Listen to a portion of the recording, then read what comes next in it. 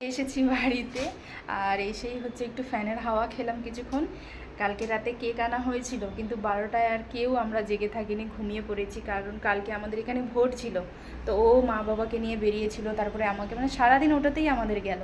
আর গরমে না অস্থির হয়ে গেছিলাম, তাই রাত্রেবেলা ঘুমিয়ে পড়েছি। এখন মন্দির থেকে আসলাম, এখন কেক কাটা হবে। খোলো। হ্যাঁ, কেকটা খোলো, কেক কাটা হবে। ফ্যানটা অফ করলে তো অসুবিধা। আস্তে আস্তে আস্তে আস্তে একটু খুলো। হ্যাঁ, কিন্তু কাটা হয়নি।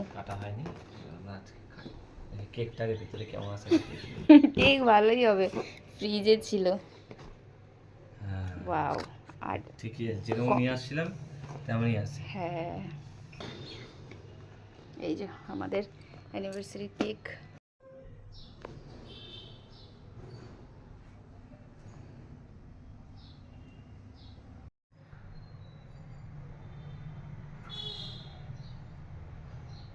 নাও, ফু দাও।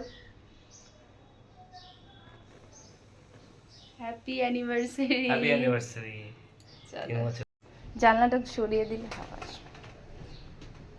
বাইরে রোদ নেই, তাও একটা গরম আছে। আসো, কেটে দিচ্ছি কারণ বাবা মাকে কেক দিতে হবে, পাঠাতে হবে। হ্যাপি